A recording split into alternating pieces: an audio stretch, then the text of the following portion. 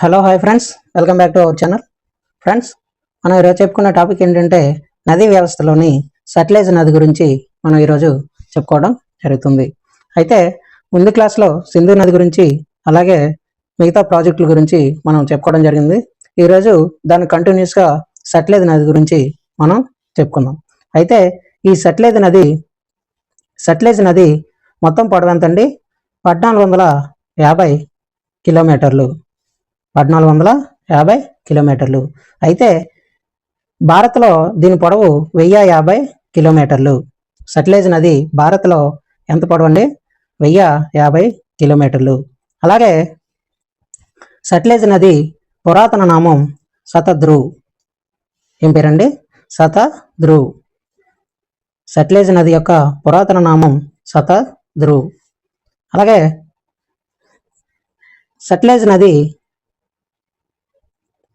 సట్లెజ్ నది టిబెట్లోని మానస సరోవర్ దగ్గర రాకాసి సరస్సు వద్ద జన్మించి ఎక్కడండి? రాకాసి సరస్సు వద్ద జన్మిస్తుంది. అలాగే భారత్లోకి హిమాచల్ ప్రదేశ్ రాష్ట్రంలోకి సిక్కిలా కనుమ ద్వారా ప్రవేశించి పంజాబ్ రాష్ట్రం గుండా ప్రవహిస్తూ పాకిస్తాన్లో సింధు నదితో కలుస్తుంది. ఇది సట్లెజ్ నది మొదటగా టిబెట్లోని మానస్ సరోవరం దగ్గర రాకాసి సరస్సు వద్ద జన్మించడం జరుగుతుంది. అయితే ఈ రాకాసి సరస్సు వద్ద జన్మించి భారత్లోకి హిమాచల్ ప్రదేశ్లో రాష్ట్రంలోకి సిక్కిలా కనుమ ద్వారా ప్రవేశించి అదేవిధంగా పంజాబ్ రాష్ట్రం గుండా ప్రవహిస్తూ పాకిస్తాన్లోని సింధు నదిలో కలుస్తుంది. అయితే ఈ సట్లెజ్ నది ఒడ్డున ఉన్న ముఖ్య పట్టణం ఏంటండి? లుధియానా. ఈ సట్లెజ్ నది ఒడ్డున ఉన్న ముఖ్య పట్టణం లుధియానా. ఇది ఎక్కడ ఉందండి? పంజాబ్. అదేవిధంగా సింధు నదితో పాటు జన్మించే సింధు నది ఉపనది ఏంటండి? సట్లెజ్. సింధు నదితో పాటు జన్మించే సింధు నది ఉపనది సట్లెజ్ నది. అయితే ఈ సట్లెజ్ నదిపై హిమాచల్ ప్రదేశ్ రాష్ట్రంలోని నాప్తా జాగ్రి అనే జల విద్యుత్ ప్రాజెక్టు కలదు. ఏంటండి? నాప్తా జాగ్రి అనే జల విద్యుత్ ప్రాజెక్టు ఎక్కడ ఉందండి? హిమాచల్ ప్రదేశ్ రాష్ట్రంలోని సట్లెజ్ నదిపై మనం చూస్తున్నాం. అయితే ఇది భారతదేశంలోనే అతి ఎత్తైన జల విద్యుత్ ప్రాజెక్టు. భారతదేశంలోనే అతి ఎత్తైన జల విద్యుత్ ప్రాజెక్టు ఎక్కడ ఉందంటే హిమాచల్ ప్రదేశ్ రాష్ట్రంలోని సట్లెజ్ నదిపై మనం చూస్తున్నాం. అయితే అదేవిధంగా తర్వాత చూసినట్లయితే బాగ్రా నంగల్ డ్యామ్. ఏంటండి? బాగ్రా నంగల్ డ్యామ్. ఈ ప్రాజెక్టును పంజాబ్ రాష్ట్రంలో సట్లెజ్ నదిపై నిర్మించడం జరిగింది. ఎక్కడండి? పంజాబ్ రాష్ట్రంలోని సట్లెజ్ నదిపై నిర్మించారు. దీన్ని బాగ్రా నంగల్ డ్యామ్. అయితే భారతదేశంలోనే అతి ఎత్తైన రెండవ ప్రాజెక్ట్ ఈ బాగ్రా నంగల్ డ్యామ్. దీని ఎత్తు ఎంతండి? 226 మీటర్లు. అయితే ఈ ప్రాజెక్టు వల్ల లబ్ధి పొందే రాష్ట్రాలు 1 పంజాబ్, 2 హర్యానా, 3 వచ్చి రాజస్థాన్. ఈ 3 రాష్ట్రాలు కూడా ఈ బాగ్రా నంగల్ డ్యామ్ వల్ల లబ్ధి పొందే రాష్ట్రాలు. 1 పంజాబు, 2 వచ్చి హర్యానా, 3 రాజస్థాన్. అదేవిధంగా బాగ్రా నంగల్ ప్రాజెక్ట్ మూలంగా హిమాచల్ ప్రదేశ్ రాష్ట్రంలో ఏర్పడిన కృత్రిమ సరస్సు ఏంటండి? గోవింద సాగర్. బాగ్రా నంగల్ ప్రాజెక్ట్ మూలంగా హిమాచల్ ప్రదేశ్ రాష్ట్రంలోని ఏర్పడిన కృత్రిమ సరస్సు ఏంటి? గోవింద సాగర్. అదేవిధంగా ఈ ప్రాజెక్టుకు ముఖ్య ఉద్దేశం నీటిపారుదల అలాగే జల విద్యుత్ శక్తి. ఈ ప్రాజెక్టు యొక్క ముఖ్య ఉద్దేశం ఏంటండి? నీటిపారుదల అలాగే జల విద్యుత్ శక్తి. అయితే ఈ ప్రాజెక్టు ద్వారా 1204 మెగావాట్స్ జల విద్యుత్తు ఉత్పత్తి అవుతుంది. ఎంతండి? 1204 మెగావాట్స్ జల విద్యుత్తు ఉత్పత్తి అవ్వడం జరుగుతుంది. అయితే భారత్లోని ప్రవేశిస్తున్న నదుల్లో అతి పొడవైన ఉపనది సట్లెజ్. భారత్లోకి ప్రవేశిస్తున్న నదుల్లో అతి పొడవైన ఉపనది సట్లెజ్ నది. అయితే భారతదేశంలో అతి పొడవైన ఉపనది యమున. భారతదేశంలో మాత్రం అతి పొడవైన ఉపనది యమున. భారత్లోకి ప్రవేశిస్తున్న నదుల్లో అతి పొడవైన ఉపనది సట్లెజ్. ఓకేనండి. అలాగే యమునా నది అలాగే సట్లెజ్ నది వీటి పొడవు చూసినట్లయితే యమునా నది భారత్లో 1376 కిలోమీటర్లు. అలాగే ఇది సట్లెజ్ నది 1450 కిలోమీటర్లు. మొత్తం పొడవు యమునా నది 1376, సట్లెజ్ నది 1450. అలాగే భారతదేశంలో చూసినట్లయితే 1376 కిలోమీటర్లు యమునా నది, అలాగే సట్లెజ్ నది ఏమో 1050 కిలోమీటర్లు. ఇప్పుడు దీన్ని బట్టి ఉన్నట్లయితే యమునా నది భారతదేశంలోనే అతి పొడవైన ఉపనది. సట్లెజ్ నది మాత్రం భారత్లోకి ప్రవేశిస్తున్న నదుల్లో అతి పొడవైన ఉపనది. అదేవిధంగా తర్వాత చూసినట్లయితే బ్రహ్మపుత్ర నది. తర్వాత ఏంటంటే బ్రహ్మపుత్ర నది. ఈ బ్రహ్మపుత్ర నది టిబెట్లోని మానస సరోవరం సరస్సు వద్ద చమ్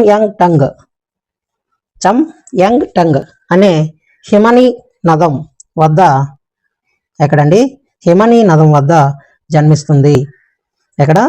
టిబెట్లోని మానస సరోవరం సరస్సు వద్ద చమ్ యంగ్ అనే హిమనీ నదం వద్ద జన్మిస్తుంది.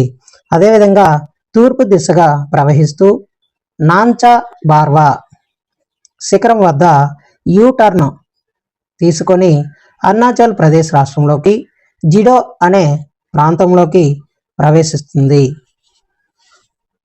జిడో అనే ప్రాంతంలోకి ప్రవేశించి తర్వాత అస్సాం రాష్ట్రంలోకి సాడియా అనే ప్రాంతంలోకి ప్రవేశిస్తుంది. అలాగే అస్సాం రాష్ట్రంలోని దుబ్రి వద్ద బంగాళాఖాతంలోకి ప్రవేశించి గంగా నదితో పాటు బంగాళాఖాతంలో కలుస్తుంది. ఫస్ట్ టిబెట్లోని మానస్ సరోవరం వద్ద చమ్ యంగ్ అనే హిమనీ నదం వద్ద జన్మిస్తుంది. అదేవిధంగా తూర్పు దిశగా ప్రవేశించి నాంచా బార్వా శిఖరం వద్ద యూటర్న్ తీసుకొని అరుణాచల్ ప్రదేశ్ రాష్ట్రంలోకి జిడో అనే ప్రాంతంలోకి ప్రవేశించి అలాగే అస్సాం రాష్ట్రంలోకి సాడియా అనే ప్రాంతంలోకి ప్రవేశించి అస్సాం రాష్ట్రంలోని దుబ్రి వద్ద బంగ్లాదేశంలోకి ప్రవేశించి గంగా నదితో పాటు బంగాళాఖాతంలో కలుస్తుంది.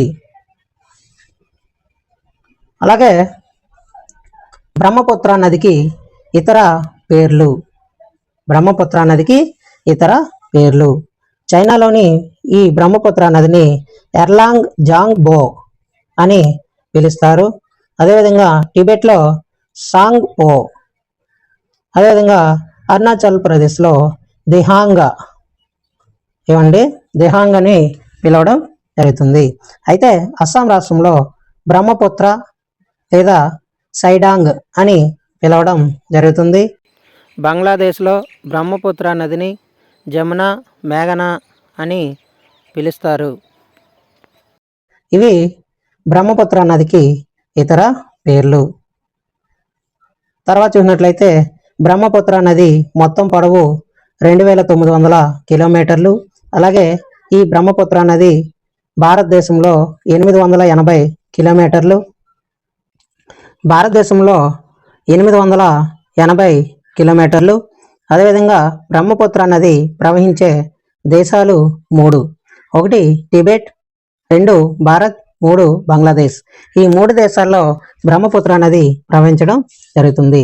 ఎక్కువ దూరం టిబెట్లో ప్రవహించడం జరుగుతుంది. అయితే బ్రహ్మపుత్ర నది భారతదేశంలో 2 రాష్ట్రాల్లో ప్రవహిస్తుంది. 1 అరుణాచల్ ప్రదేశ్, 2 అస్సాం రాష్ట్రం. ఈ 2 రాష్ట్రాల్లో బ్రహ్మపుత్ర నది ప్రవహించడం మనం చూస్తున్నాం. అయితే ఈ బ్రహ్మపుత్ర నది మొత్తం పరివాహక ప్రాంతం 7,12,035 చదరపు కిలోమీటర్లు. ఈ బ్రహ్మపుత్ర నది 12,035 చదరపు కిలోమీటర్లు. అయితే భారతదేశంలో దీని పరివాహక ప్రాంతం 2,40,000 చదరపు కిలోమీటర్లు. అలాగే తర్వాత చూసినట్లయితే బ్రహ్మపుత్ర నది మొత్తం 4 దేశాల్లో పరివాహక ప్రాంతం మనకు కనిపిస్తుంది. పరివాహక ప్రాంతం ఎన్ని దేశాల్లో కలదండి? 4 దేశాల్లో ఈ బ్రహ్మపుత్ర నది పరివాహక ప్రాంతం అనేది మనకు కనిపించడం జరుగుతుంది. ఒకటి భారతదేశంలో, రెండొచ్చి భూటాన్. ఈ భారత్లోని భూటాన్ దేశంలో కూడా 2,40,000 చదరపు కిలోమీటర్లు. అదేవిధంగా మూడోది టిబెట్ 93,000 చదరపు కిలోమీటర్లు. బంగ్లాదేశ్లో 47,000 చదరపు కిలోమీటర్లు.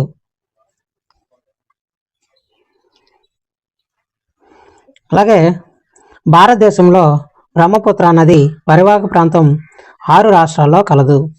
భారతదేశంలో బ్రహ్మపుత్ర నది పరివాహక ప్రాంతం 6 రాష్ట్రాల్లో కలదు. ఒకటి అరుణాచల్ ప్రదేశ్లో ఎక్కువ దూరం పరివాహక ప్రాంతం, అదేవిధంగా అస్సాం రాష్ట్రం, 3 మేఘాలయ, 4 నాగాలాండ్, 5 పశ్చిమ బెంగాల్, 6 సిక్కిం. ఈ సిక్కిం రాష్ట్రంలో మాత్రం తక్కువ పరివాహక ప్రాంతం మనం చూస్తాం. అయితే బ్రహ్మపుత్ర నది వల్ల భారతదేశంలో అత్యధికంగా వరదలకు గురయ్యే రాష్ట్రం ఏదయ్యా అంటే అస్సాం రాష్ట్రం. అందువల్లనే దీన్ని బ్రహ్మపుత్ర నదిని అస్సాం దుఃఖదాయిని అని పిలుస్తారు. అస్సాం దుఃఖదాయినిగా పిలువబడిన నది ఏదయ్యా అంటే బ్రహ్మపుత్ర నది. అలాగే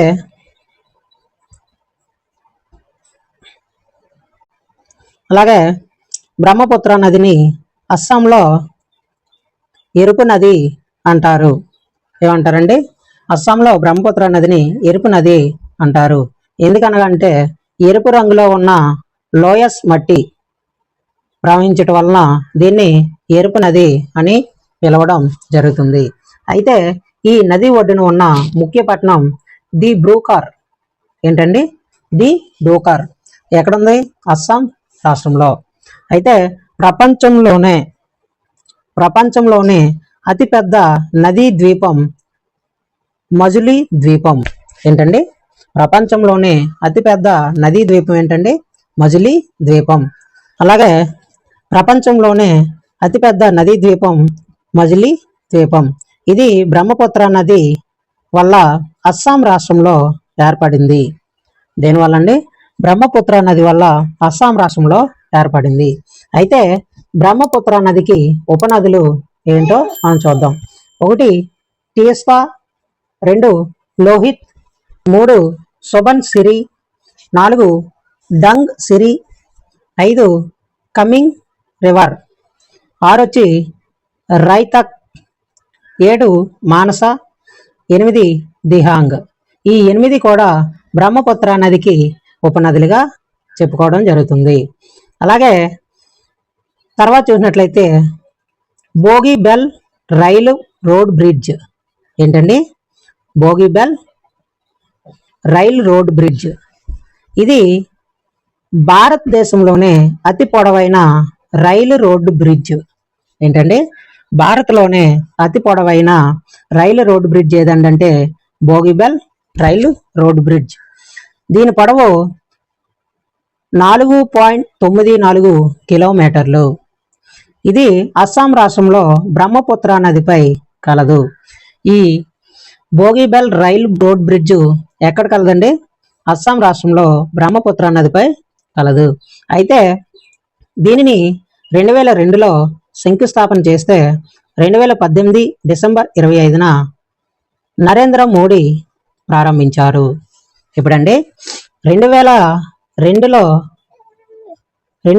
శంకుస్థాపన జరిగితే 2018 డిసెంబర్ 25న నరేంద్ర మోడీ ప్రారంభించడం జరిగింది. అలాగే తర్వాత చూసినట్లయితే next road bridge Bhupen Hazarika road bridge. ఏంటండి? Bhupen Hazarika road bridge.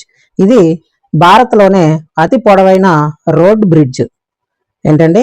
ఇది భారత్లోనే అతి పొడవైన రోడ్ బ్రిడ్జ్. దీని పొడవు 9.15 కిలోమీటర్లు. ఎంతండి? 9.15 కిలోమీటర్లు.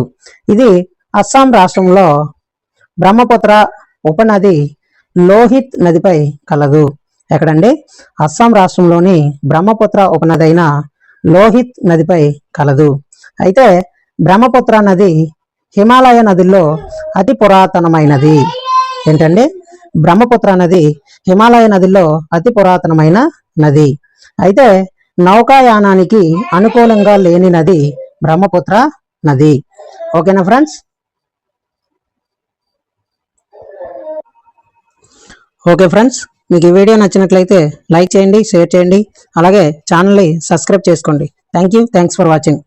నెక్స్ట్ వీడియోలో మళ్ళీ కలుద్దాం.